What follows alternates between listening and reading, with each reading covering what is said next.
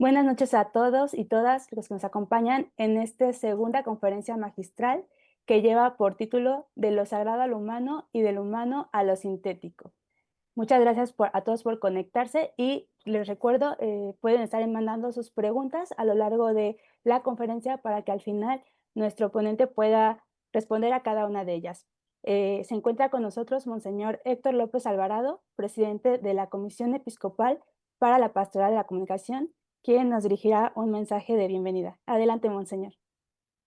Hola, ¿qué tal? Muy buenas noches, Naye, y muy buenas noches, pues, a todos ustedes. Un saludo fraterno a todo el equipo de la Comisión Episcopal para la Pastoral de la Comunicación y, pues, a todos nuestros colaboradores, y a todas las personas que en este momento están siguiendo esta transmisión en vivo. Agradezco de manera especial al padre Alan, que en un momento más también, pues, él va a intervenir, por su generosa colaboración para organizarnos esta interesante conferencia magistral. Eh, pues quiero poner en el contexto para que quienes quizás apenas es la primera transmisión que ven, eh, la CEPCOM ha tenido la iniciativa de ayudarnos en nuestra preparación para la celebración de la Jornada Mundial de las Comunicaciones Sociales y para profundizar en el mensaje que nos ha dejado el Papa León XIV, pues hemos organizado dos conferencias magistrales y dos foros. Y de esto, pues ya llevamos una conferencia magistral que fue con la que comenzamos hace 15 días. La semana pasada, uno de los foros. Y bueno, pues hoy tenemos nuestra segunda conferencia magistral. Pues sin duda será muy interesante, ¿verdad? Sin reglas no hay bien común, los retos éticos y jurídicos de la inteligencia artificial. Agradecidos por el padre presbítero licenciado Edgar Eduardo Alvarado, que pues nos ha preparado esta conferencia y que nos adentrará a la reflexión. De verdad estoy seguro de que este espacio será una gran riqueza para todos nosotros, pero especialmente en el momento histórico en el que nos encontramos, en el que la iglesia pues está llamada a acompañar, a discernir y orientar el uso responsable de las nuevas tecnologías y desde luego pues poniendo siempre en el centro a la persona humana. Entonces pues expreso mi sincera gratitud con nuestro equipo de CEPCOM por organizarnos pues este espacio de comunión. Pues que Dios bendiga abundantemente esta conferencia magistral y que nos ayude a todos para reflexionar y llevarnos algo positivo en esta noche.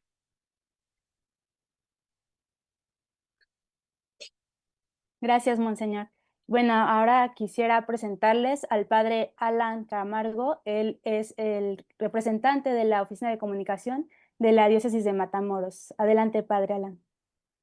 Gracias, Nayeli. Gracias, Monseñor Héctor. Qué gusto. Y a todo el equipo de la Comisión Episcopal de Pastores de la Comunicación. Y agradezco también infinitamente al Padre Edgar Alvarado, hermano sacerdote de la provincia eclesiástica de Monterrey, y él concretamente que está en la Arquidiócesis de Monterrey. Recordando que esta provincia de Monterrey son 8 diócesis, de tal manera que pues agradecemos las 8 diócesis al Padre Edgar Alvarado por esta magistral intervención de un tema tan importante y tan actual. Muchas gracias, hermano Padre Edgar. Que Dios te bendiga mucho. Gracias a todos. Muchas gracias. Y bueno, como ya bien lo dijo Monseñor y el padre Alan, esta noche está con nosotros el presbítero Edgar Eduardo Alvarado González. Voy en este momento a presentarlo. Él es sacerdote de la Arquidiócesis de Monterrey, ordenado en el año 2017 con una sólida formación académica en filosofía, teología y humanidades. Realizó sus estudios en el Seminario Arquidiocesano de Monterrey, donde cursó las licenciaturas en filosofía con acentuación en la ética y en teología. Posteriormente estudió la licenciatura canónica en filosofía de la religión en el Pontificio Ateneo San Anselmo en Roma, Italia, además de una maestría en humanidades en la Universidad de Monterrey. Actualmente está doctorando en filosofía en la Universidad Anáhuac de México. A lo largo de su trayectoria, ha complementado su formación con estudios en innovación social y pensamiento social cristiano, participando en iniciativas académicas y pastorales enfocadas en la inclusión, la dignidad humana y el acompañamiento. Actualmente desempeña como director general de Educación Media Superior y profesor de tiempo completo en la Universidad de la Arquidiócesis de Monterrey. Además, es profesor en distintas instituciones formativas y miembro de diversos espacios académicos y de reflexión filosófica en México. Destaca también su labor pastoral como coordinador de la pastoral de acompañamiento a personas de la diversidad sexual en la Arquidiócesis de Monterrey, así como su colaboración en distintas iniciativas nacionales a favor de la inclusión y la construcción de una cultura del encuentro. Padre Edgar, muchas gracias por estar hoy con nosotros. Le cedemos la palabra.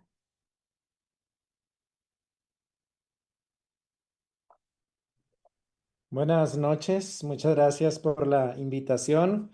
Muy contento de poderlos acompañar el día de hoy y pues dialogar sobre este tema tan importante que tiene que ver precisamente con el bien común, aspectos éticos, jurídicos en el contexto del uso de la inteligencia artificial y que he titulado o subtitulado, mejor dicho, con esta pregunta, de lo sagrado a lo humano y de lo humano a lo sintético. Ahorita platicaremos a qué hace referencia esta pregunta. Y pues quisiera iniciar pues recordando que la historia de la humanidad, a través de toda su existencia, puede leerse como un itinerario simbólico en el que el ser humano ha intentado comprender su lugar en el mundo.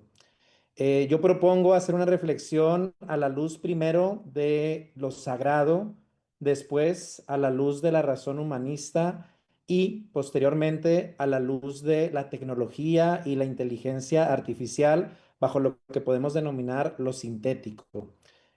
Son tres etapas sobre las que vamos a estar dialogando que expresan una concepción de la condición humana, un modo de responder a la pregunta fundamental de qué somos, de dónde venimos, a dónde vamos. En este sentido, la filosofía, en su dimensión sapiencial, ha acompañado este trayecto como una búsqueda de sentido y hoy se ve desafiada por el advenimiento de lo que podemos denominar una nueva antropogénesis, que es la del Homo technologicus. En este sentido, podemos hablar como en el antiguo mito de Prometeo, muy conocido por muchos de ustedes, se narra cómo éste robó el fuego a los dioses para entregárselo a los hombres. Ese fuego que puede tener una diversidad de interpretaciones y que puede simbolizar en este contexto el conocimiento, la técnica, la capacidad de crear. Con ese acto, el ser humano en este mito fue emancipado del dominio divino, pero al mismo tiempo fue condenado a cargar con el peso de su propia libertad. El fuego prometeico se convirtió en la metáfora del espíritu humano que busca trascender sus límites naturales aún a riesgo de destruirse. Hoy, en la era de la inteligencia artificial, ese mito recobra toda su vigencia. El fuego que antes representaba la técnica es ahora el algoritmo, la energía digital que ilumina pero también amenaza. La humanidad se encuentra nuevamente ante el dilema prometeico. ¿Puede el hombre ser creador sin volverse contra sí mismo? Sobre esto volveremos más adelante. Ahora, es común clasificar a la historia de la humanidad en cuatro etapas. Cada una de ellas suele identificarse con un tema principal en torno al cual suele girar la reflexión, que dicho sea de paso, este tema no es exclusivo, pero suele privilegiar al concepto que se presenta. Para ejemplificar esto, quiero utilizar la famosa pintura de Miguel Ángel de la Creación que se encuentra en la Capilla Sixtina. Voy a ir señalando a manera de ejemplo a qué me refiero. Por ejemplo, podemos decir que en la época antigua la reflexión se centraba en el mundo, en el cosmos, en la naturaleza. Se preguntaban los filósofos sobre el arjé, sobre aquello que fundamenta todo lo existente. Posteriormente, con el paso del tiempo, el énfasis se puso en Dios. En la época medieval, por ejemplo, podemos observar cómo grandes filósofos y grandes teólogos se preguntan sobre la existencia de Dios, sobre sus atributos, sobre su presencia en el mundo. Conforme avanza la historia y ubicándonos ahora en la época moderna, vemos que Dios, al menos como objeto de estudio, es desplazado. y ahora se coloca al hombre en el centro de la reflexión. Esta idea de Descartes, de que pienso, por lo tanto existo, adquiere una relevancia muy importante. La cuestión racional del ser humano se pone ahora en el centro de la reflexión, de manera que el hombre, como se afirma, se convierte en la medida de todas las cosas y en el principio fundamental sobre el que se reflexiona.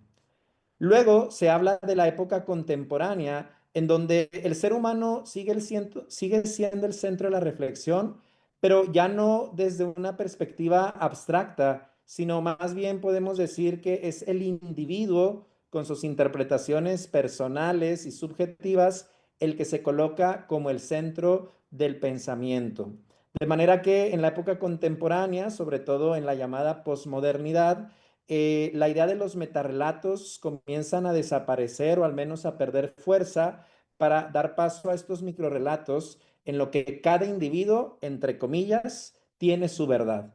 Entonces, en síntesis, podemos afirmar que en estas cuatro épocas, la época antigua, medieval, moderna y contemporánea, fueron estos cuatro elementos los que estuvieron presentes. De nuevo, no de manera exclusiva. En la época antigua también se habló de Dios, también se habló del hombre. Sin embargo, había un énfasis especial a cada una de las realidades señaladas.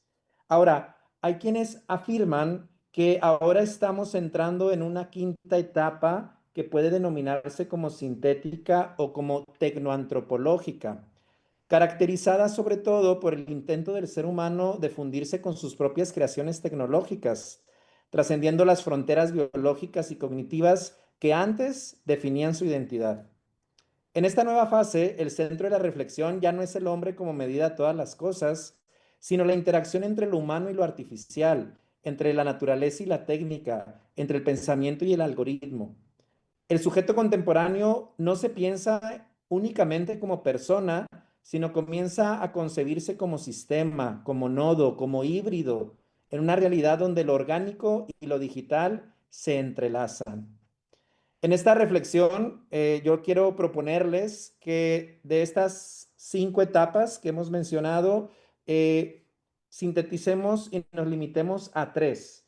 3 grandes etapas que podemos denominar la primera precisamente como la etapa de lo sagrado, donde la humanidad se centra en lo religioso y el hombre se concibe como criatura, siendo precisamente lo sacro lo que estructura el orden del mundo.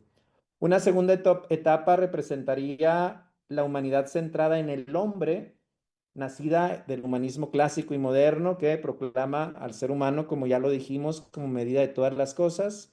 Y la tercera etapa, la sintética, la humanidad orientada hacia lo poshumano y lo transhumano, en la que la tecnología pretende superar los límites biológicos y también los espirituales.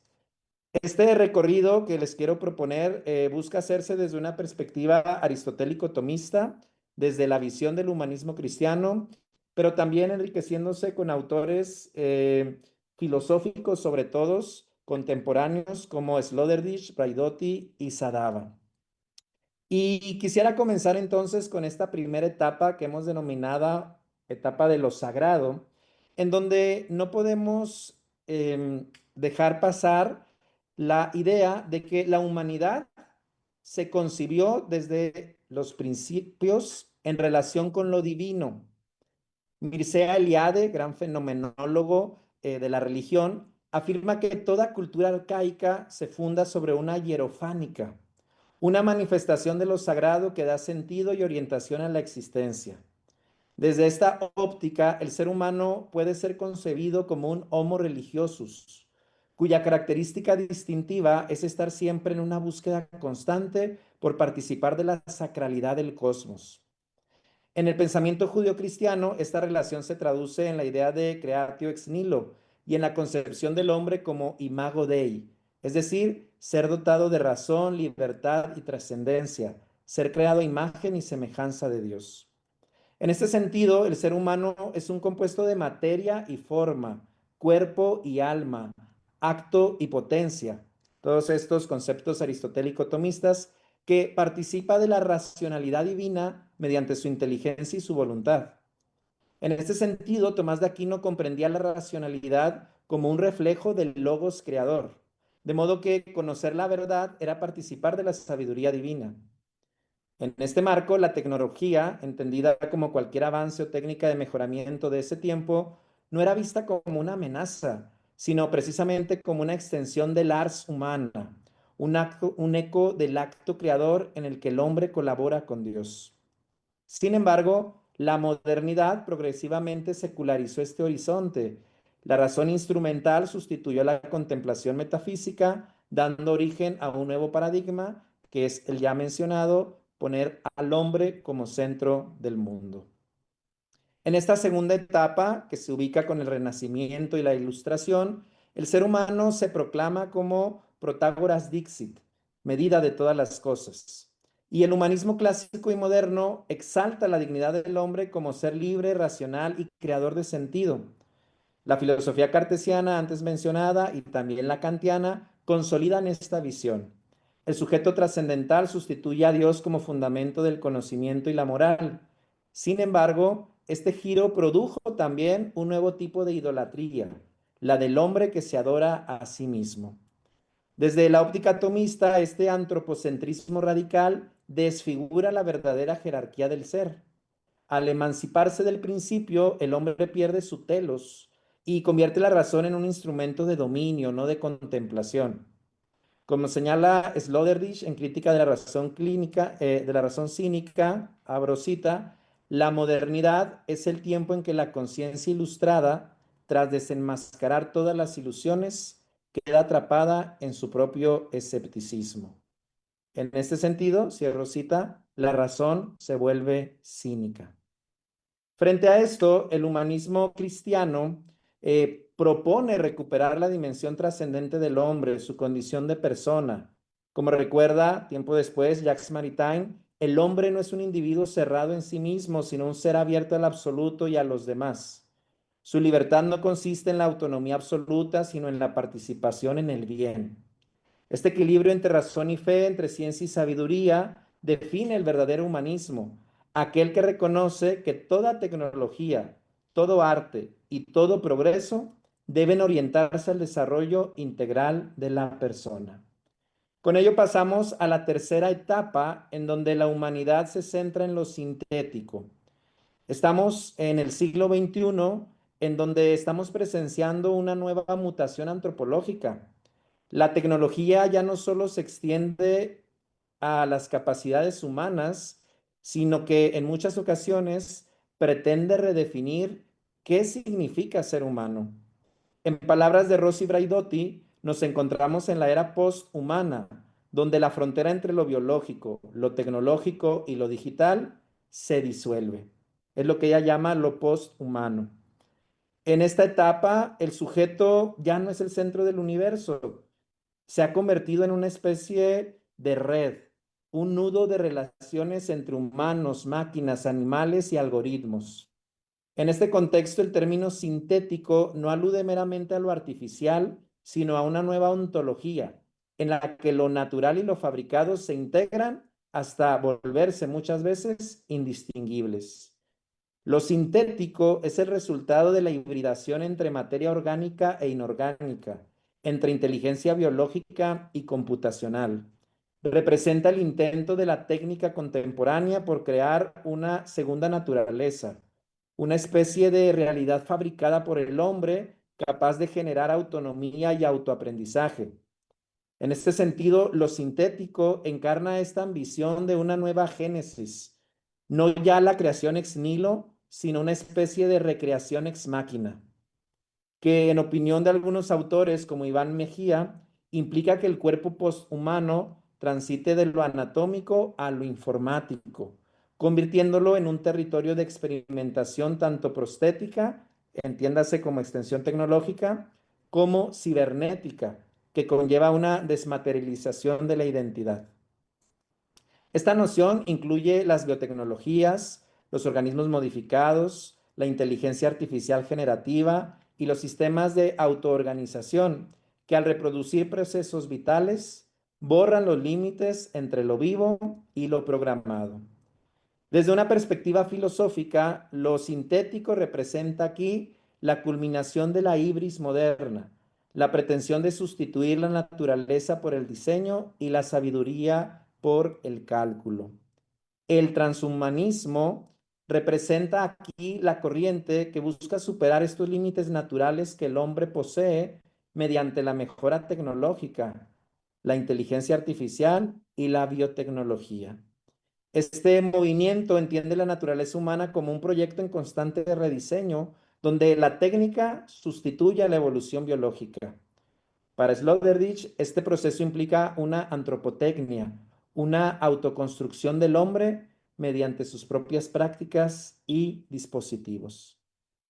Sin embargo, esta aspiración encierra un riesgo ontológico, y aquí ya entramos un poquito en la propuesta del humanismo cristiano respecto a estas situaciones. ¿Cuál es el riesgo? Reducir al hombre a información, reducirlo a un conjunto de datos manipulables.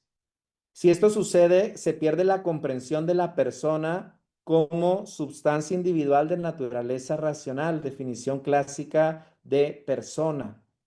Desde una aplicación de la filosofía tomista, la inteligencia artificial no puede equipararse al intelecto humano porque carece de alma y de apertura al ser.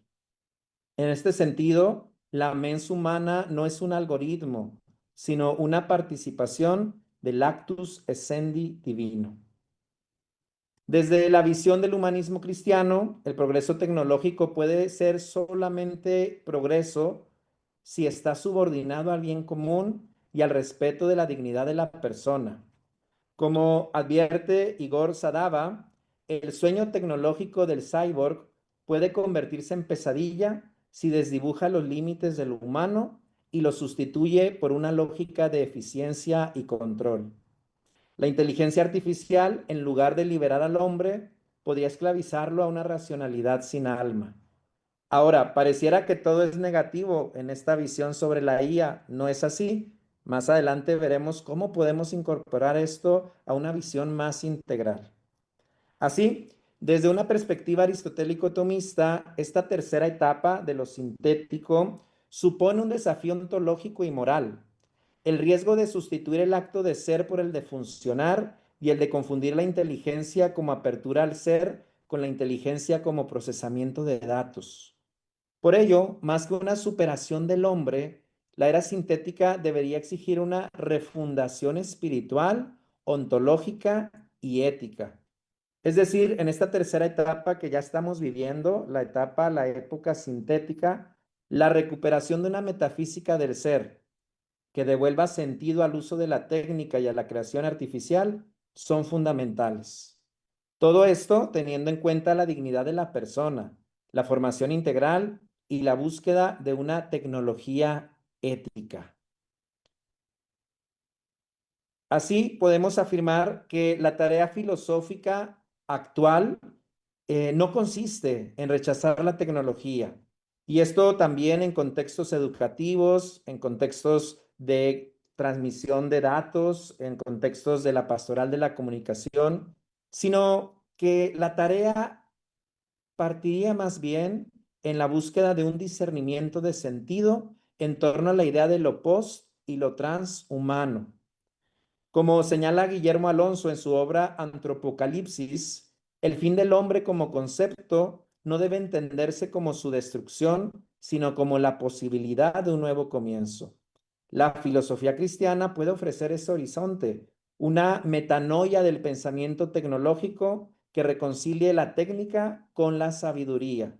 Y es que, como aseguraba Aristóteles, la tecné debe ser una virtud intelectual orientada al bien. Cuando la técnica pierde su orientación ética, degenera en dominio. Recuperar entonces esta dimensión sapiencial implica comprender que el verdadero progreso no consiste en fabricar un superhombre. No lo digo solo en el sentido nietzscheano, sino en el sentido amplio de la palabra. Un hombre mejorado, un hombre que se trasciende a sí mismo desde la materialidad, sino que se trata más bien de formar un hombre pleno, capaz de integrar cuerpo, mente y espíritu. El ideal cristiano de persona, como imagen viva del amor creador, se convierte así en la respuesta más profunda frente al nihilismo tecnológico. Se trata entonces de reconocer, valorar y acompañar al ser humano en y desde las diversas dimensiones que lo conforman. Como podemos ver en esta imagen, es verdad, el ser humano es cuerpo, pero también es espíritu. Tiene una dimensión afectiva, pero también tiene una dimensión psicológica. Tiene una dimensión ética, sexual, cultural, histórica, cognitiva, estética, en fin. El ser humano no puede ser reducido solamente a una dimensión. Tiene que ser acompañado de forma integral. Y en este mundo de las comunicaciones, creo yo que esto es fundamental. No casarnos en reducir al ser humano solo a una de estas múltiples dimensiones, sino verlo en esta integralidad. Ahora, el ser humano no solo es un cúmulo de dimensiones, es precisamente la integración de unas con otras de manera que le permitan alcanzar plenitud. Así, retomando el mito con el que iniciamos esta reflexión, el fuego prometeico puede expresar la participación del ser humano en el acto creador de Dios, la tecné como una especie de imitación del logos. Prometeo, símbolo del progreso sin medida, encarna el tránsito de lo sagrado a lo sintético, del don recibido al poder fabricado. Sin embargo, cuando la técnica se emancipa de la sabiduría, se convierte en ibris, en desmesura. Entonces, ¿qué hacer para que el fuego no nos queme? Ya que, como es sabido, el fuego trae progreso, pero también puede destruir. La clave, creo yo, no es prohibir el fuego, sino aprender a convivir con él, ya que la humanidad no avanzó cuando apagó el fuego, sino cuando aprendió a contenerlo. Y aunque es cierto que la IA avanza más rápido que la gobernanza, aquí ya entramos en el tema de la cuestión legal, es necesario entender que el problema no se resuelve frenando el fuego, sino construyendo las normas, reglas e instituciones que nos permitan convivir con él. Parafraseando al doctor Adán Lerma, la peor IA es la que tenemos hoy, porque mañana ya habrá evolucionado. Por ello, conviene no apagar el fuego, sino, siguiendo esta analogía, construir chimeneas, extintores, códigos de seguridad que permitan aprovechar su poder sin perder el control. Y es que no podemos negar todos los aportes positivos que la inteligencia artificial hace a la humanidad en múltiples ámbitos. En la medicina, por ejemplo, ayuda a detectar enfermedades de manera temprana y a personalizar tratamientos. En la educación, abre oportunidades de aprendizaje para millones de personas. En la investigación científica, acelera descubrimientos que pueden beneficiar a la humanidad. En fin, en consonancia con nuestra mirada cristiana, con nuestro humanismo integral que estamos proponiendo en este momento, toda herramienta que contribuya a preservar la vida, sanar el dolor y promover el bien común puede considerarse coherente con el mandato evangélico del amor al prójimo y, creo yo, el uso adecuado de la IA no es la excepción. Ahora, tenemos que hacernos la siguiente pregunta: ¿y quién regula esto? Entremos entonces a echarnos un clavado rápido, superficial, sobre algunos elementos legales que sería bueno tener en consideración en esta época llamada era sintética. Podemos entonces afirmar que desde el ámbito legal existen muchas propuestas, reflexiones e iniciativas al respecto. La más destacada es la regulación europea sobre la inteligencia artificial, que es un marco normativo que establece reglas comunes para el desarrollo, comercialización y uso de la IA. Esto con el objetivo de garantizar que sea segura, ética y respetuosa con los derechos humanos. Esta normativa es interesante porque clasifica los sistemas de inteligencia artificial en 4 niveles de riesgo, que sería inaceptable, de alto riesgo, de riesgo limitado y de riesgo mínimo. Hago una mención muy rápida a cada uno de estos grados, como podemos ver en la imagen, muy identificados en este documento al que ustedes pueden acceder en Internet. Para esta regulación europea, lo inaceptable serían todas aquellas aplicaciones que atentan contra la dignidad humana, como puede ser la puntuación social, la vigilancia social masiva, la manipulación del comportamiento. Esto está en rojo, esto es inaceptable, esto es un riesgo altísimo que tiene que ser regulado e incluso sancionado. Alto riesgo. Aquí se incluyen herramientas utilizadas en ámbitos sensibles como la salud, la educación, el empleo o la justicia. Desde este documento, estas pueden utilizarse, pero bajo estrictos requisitos de transparencia, supervisión y seguridad. Recordemos, se trata no solo de un documento, sino de una norma que ya está vigente en la Unión Europea y que pues ya ha establecido precisamente ciertos límites, ciertas normas, ciertas sanciones. Aquí es interesante que esta categoría de alto riesgo no tiene una prohibición total, sino tiene más bien una especie de supervisión constante, donde se solicita transparencia ante este tipo de actividades. Bajando un poquito el riesgo, nos encontramos en el tercer nivel, que sería riesgo limitado, aplicado a sistemas como chatbots, generadores de contenido, que para funcionar dentro de esta normativa deben informar al usuario que esté interactuando con una IA, precisamente como los chatbots, el reconocimiento de emociones, la categorización biométrica, los famosos deepfakes e incluso también la IA generativa. Entrando ya en la última categoría del riesgo mínimo o nulo, podemos ya hablar de aplicaciones cotidianas como filtros de spam, recomendaciones de música, el uso de la inteligencia artificial en videojuegos, el texto predictivo, la autocorrección, que tienen pocas o nulas restricciones. Aquí se muestra en algunos de los ejemplos de sistemas que esta normativa prohíbe de manera categórica. Ya mencionábamos algunos ejemplos, aquí aparecen otros más, y que sería entonces totalmente antiético y también ilegal.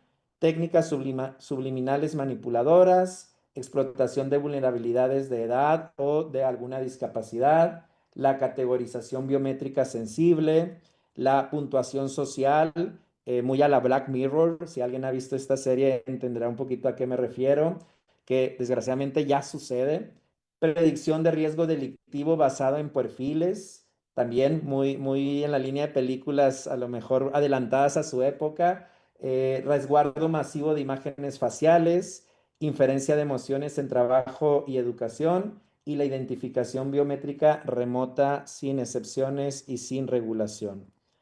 En esta otra infografía que les presento, pues podemos ver ya de una manera pues más categorizada algunos de estos ejemplos, ¿verdad? De nuevo, hago énfasis en las prácticas totalmente prohibidas: puntuación social, manipulación subliminal, vigilancia biométrica masiva, pero sería bueno también identificar estas otras realidades de alto riesgo, como las infraestructuras críticas, la educación y el empleo, los servicios públicos esenciales, en donde la IA ha cobrado una relevancia muy grande, llegando incluso, y esto lo señala también el magisterio de la Iglesia, ahorita haremos mención a ello, llegando incluso a convertirse en un riesgo cuando esta inteligencia artificial sustituye al ser humano de alguna o de otra manera.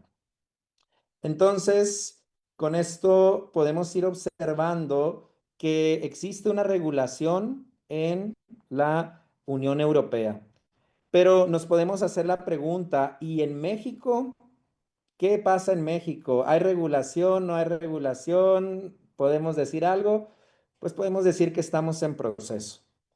Como tal, México no cuenta con una ley general federal vigente y tampoco tiene una normativa específica que regule la inteligencia artificial. El marco actual se compone, como podemos verlo en pantalla, de normas transversales aplicables a temas como datos personales, propiedad intelectual, telecomunicaciones, responsabilidad civil y penal, gobierno digital. No hay entonces como tal una ley general federal de la IA, pero sí la aplicación de ciertas leyes ya existentes a esta realidad específica que es la inteligencia artificial y que incide en el desarrollo de sistemas precisamente en nuestro país. Y aquí vemos algunos ejemplos, ¿verdad? Sobresale, por ejemplo, que en Sinaloa y Quintana Roo ya se habla y se define a la inteligencia artificial, pero en contextos de delitos sexuales. Podemos ver también cómo por analogía en el Código Civil Federal y en otras instancias como la Ley Federal de Protección de Datos Personales en posesión de los particulares, se habla de derechos contra la automatización o también de mecanismos peligrosos. Sin embargo, insisto, no existe una ley que hable exclusivamente, aunque como veremos ahorita, hay algunas iniciativas. Otra aplicación la podemos encontrar en el Código Penal Federal, en algunas iniciativas de reforma y también en la Ley Federal del Derecho de Autor, en donde pues está luchando por hacer esta distinción entre lo que genera el ser humano directamente y lo que realiza a través precisamente de una inteligencia artificial. Ahora, como decíamos, sí hay avances institucionales, sí hay propuestas, podemos detectar algunas. Aquí les propongo simplemente conocer 8, pero hay muchas más, que desde el año 2023 a la fecha han buscado alguna ley para la regulación ética de la inteligencia artificial. Y luego podemos ver variaciones. Algunas incluyen la parte de la robótica, algunas tienen que ver más con el tema de la relación con la ciencia, la tecnología, la innovación. Y pues podemos ver que intentos los hay. De hecho, llama la atención que precisamente en este año 2026, hace unos pocos días, en el Senado se recordó algo que ya viene trabajándose desde hace un tiempo, que es precisamente presentar un marco normativo que fomente y que regule la inteligencia artificial. Se trata precisamente de un plan nacional sobre el uso de la tecnología y de una iniciativa de ley. Entonces vemos que tal vez México no tiene definiciones ya categorizadas como sí lo tiene la Unión Europea, pero está en esta búsqueda. Todos estos son avances que se desarrollan poco a poco y que nos ayudan a regular lo que en nuestra analogía podemos denominar el fuego tecnológico. Sin embargo, ante la cuestión de la regulación, control y supervisión de este fuego, no debemos olvidar que sí, la ley es necesaria, pero no es suficiente, porque no todo lo que es legal es en automático moral. Porque existen acciones y decisiones que, aunque permitidas jurídicamente, ya sea en el presente o en el futuro, pueden atentar contra la dignidad humana, la justicia o el bien común. Ahorita vimos algunos ejemplos de cosas que nos parecen aberrantes y que a lo mejor ya comienzan a ser sancionadas. Pero ¿qué va a suceder si un día esto cambia y la ley comienza a normalizar ciertas acciones, ciertos delitos, comienza a incluso de alguna manera promover la vivencia de ciertas cosas que atentan contra la dignidad o el bien común? Que sean legales no las convierte en morales. Por ello, además de regulaciones y normas, es indispensable esta reflexión ética que orienta el desarrollo y el uso de la tecnología hacia valores verdaderamente humanos. En este sentido, y retomando lo que mencionábamos en la propuesta del humanismo integral, podemos hacer referencia a, y yo creo que todos la conocen ya, la nota sobre la relación entre inteligencia artificial e inteligencia humana de dos dicasterios del Vaticano, el Dicasterio para la Doctrina de la Fe y el Dicasterio para la Cultura y Educación, este famoso documento llamado Antiqua et Nova. que puede dar luz al respecto. Sí, necesitamos normativas, necesitamos leyes, pero también necesitamos una conciencia moral profunda, ya que es importante recordar que el desarrollo tecnológico debe estar guiada no solo por criterios de eficiencia o innovación, ni tampoco solo por normativas, sino también por principios éticos centrados en la dignidad. Este documento en el que no nos vamos a detener, pero el cual recomiendo mucho su lectura, en caso de que aún no lo conozcan, invita a reflexionar sobre la responsabilidad moral en el uso de la IA, subrayando que la tecnología debe servir al ser humano y nunca reemplazar su valor, ni su libertad, ni su capacidad de discernimiento. Aquí les pongo algunas de las temáticas que aborda precisamente este bello documento y todo esto desde el análisis de diversas dimensiones iluminadas a la luz del Evangelio. Y vemos entonces cómo se habla de la sociedad, de la economía, de la sanidad, de la educación, incluso de la ecología. Este documento busca recordarnos, por ejemplo, que la IA no piensa. Puede llevar a cabo tareas sofisticadas, pero es muy diferente pensar como tal, porque esto es una capacidad propia del ser humano. Y aunque la inteligencia artificial procesa y simula ciertas expresiones de la inteligencia, no tiene un desarrollo orgánico como el de la inteligencia humana, que incluye la vivencia de experiencias, cosa que una IA jamás tendrá. Tampoco puede reproducir el discernimiento moral ni la capacidad de establecer relaciones auténticas. De hecho, es sabido, las inteligencias artificiales, por ejemplo, el famoso ChatGPT, pues están programadas para caerte bien, ¿sí? Ellos siempre te va a dar una respuesta que te agrade, te va a buscar la manera de hacerte sentir bien y simula una relación. De ahí que qué peligroso es convertir a nuestro ChatGPT o a cualquier inteligencia artificial en una especie de psicólogo, de mentor o de guía. De nuevo, hay que utilizarlo como un medio que nos permita alcanzar fines genuinos, pero ubicando cada cosa en su lugar, porque si no, siguiendo con la analogía del fuego prometeico, nos podemos quemar. Por ello, un criterio de regulación más allá del legal, que hay que tomarlo en consideración, obviamente, será el respeto a la dignidad humana y la promoción del bienestar de los individuos y las comunidades, tal como lo dice este documento en el número 40. De forma que, y esta frase me encanta, lo que mida la perfección de las personas debe de ser su grado de caridad y no la cantidad de datos y conocimientos que acumulen. Creo que esta frase define perfectamente cuál puede ser nuestra guía, tanto en el mundo de las comunicaciones como en el mundo educativo, como en nuestras relaciones interpersonales.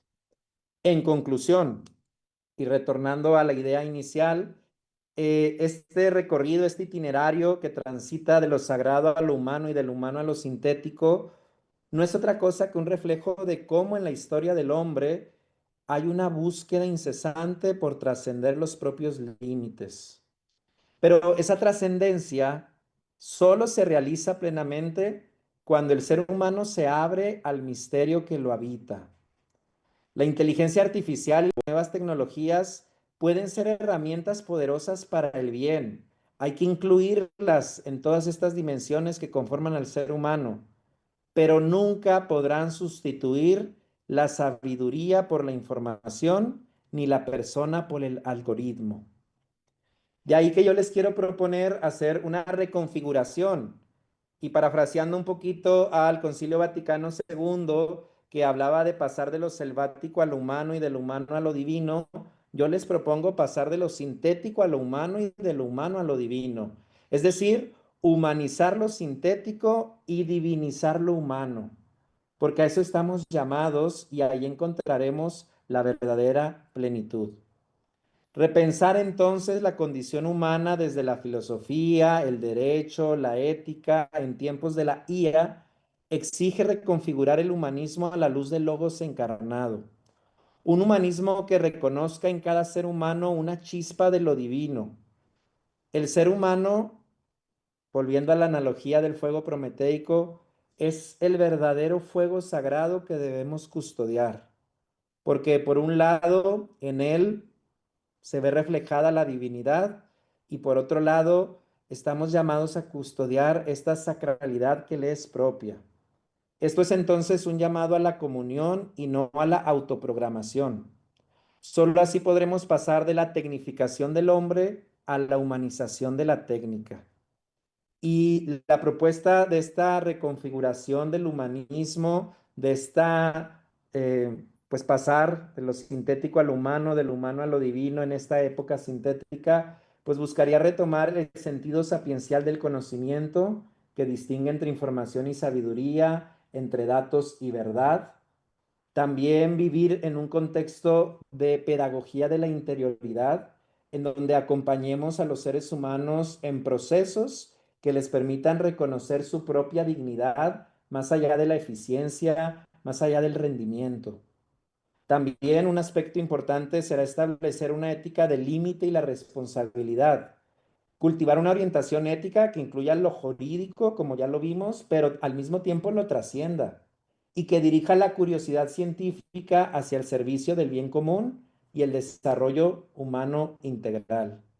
Por último, una pista en esta reconfiguración y en este paso de lo sintético a lo humano y del humano a lo divino sería una mediación integral entre técnica, ley y sentido. Formar personas capaces de usar la tecnología sin perder su alma, innovando sin olvidar que lo más valioso es el ser humano. Ojalá entonces que podamos realizar nuestro trabajo pastoral desde esta perspectiva humanista. Debemos de humanizar la tecnología antes de que ella nos deshumanice. ¿Cuál es entonces el llamado desde la esperanza cristiana? A ver a la persona como imagen del amor creador, porque de esta manera trascendemos cualquier reducción. Son estos los riesgos principales de un mal uso de la inteligencia artificial: reducir al ser humano a información manipulable, perder la dimensión trascendente o al menos atentar contra ella, sustituir la sabiduría por algoritmos y datos. Por eso estamos llamados a recuperar la dignidad ontológica, orientar la tecnología al bien común e integrar razón, ley, fe y sabiduría. Gracias. Muchas gracias, Padre Edgar. Sin duda, pues muy interesante, muy importante lo que nos acaba de compartir y también nos deja muy buen material para seguir ahondando y reflexionando en este tema. Bueno, decirles también que esta grabación quedará algunos días en nuestra página de Facebook, pero también la encontrarán en nuestro canal de YouTube a partir del día de mañana. Y bueno, antes de pasar a las preguntas, que aquí tenemos algunas de las personas que nos siguieron a través de Facebook, pues quisiera recordarles que desde el año 2024 se aprobó la colecta anual de la Pastoral de la Comunicación, esto en beneficio a las diócesis, a la Pastoral de Comunicación de sus diócesis, de sus parroquias y también de la SETCOM a nivel nacional. En este sentido, pues invitarlos, en el 2025 se realizó la primera colecta anual y el próximo 17 de mayo se realizará la segunda colecta. Por eso invitarlos a participar y preguntar en sus parroquias o diócesis sobre esta colecta. Y ahora sí, después de este comercial que, que me permití hacer, quisiera compartir con usted las preguntas. Tenemos tiempo para un par de ellas. Y Juan Hernández de la Garza nos pregunta, ¿qué diferencia existe entre información y sabiduría específicamente? Gracias. Una respuesta así rápida, creo que puede ser: la información se puede limitar simplemente a recopilar datos, una suma a veces de datos, de fechas, de números, de nombres, que pudiera no articularse y que simplemente es una especie, pongo esta analogía, de engordamiento académico. Pero la sabiduría sería este paso extra que tendría también desde la fe, ese toque divino de ¿qué hago con estos datos? ¿Qué hago con esta información? ¿Cómo me ayuda a construir precisamente el bien común, a reconocer la dignidad del ser humano? En otras palabras, a construir el reino de los cielos aquí en la tierra. Entonces, en pocas palabras, la información puede quedarse solamente en eso, acumulación de datos, mientras que la sabiduría sabría cómo integrar esos datos en este ser humano que ahorita mencionábamos, multidiverso, con múltiples dimensiones, de forma que esa información pues se integra a la parte espiritual, a la parte emocional, a la parte física, para seguir formando al ser humano ya no en un engordamiento de información, sino precisamente en una formación integral que planifique al ser humano. Muchas gracias. También nos preguntan, ¿qué estamos perdiendo cuando sustituimos lo sagrado por lo artificial? Uy, pues buena pregunta. Creo yo que nos perdemos mucho. No me atrevo a decir que todo, pero creo yo que cuando dejamos de considerar a Dios en la ecuación, cuando dejamos de ver más allá de nosotros mismos, se deja de respetar todo. De alguna manera, grandes escritores y filósofos como Dostoyevsky, como Unamuno, decían, parafraseándolos un poco, pues si consideramos que Dios no existe o empezamos a vivir como si no existiera, pues prácticamente permitiríamos todo. Y creo que el primer afectado sería precisamente el ser humano, porque pues muchas veces reconocer a Dios en el hombre es lo que nos ayuda precisamente a amarlo, a respetarlo, a acogerlo.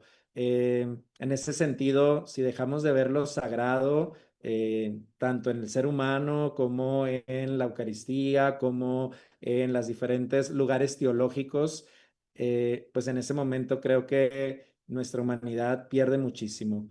Creo yo que aquí el reto es que lo sagrado, lo humano y lo sintético no se vean como antagonistas, sino más bien como tres realidades que se pueden complementar. Creo yo que lo sintético se puede humanizar y se puede divinizar, y creo que es precisamente el reto a tener en consideración. Pero si lo sagrado se saca de la ecuación, pues creo que todos perdemos como humanidad.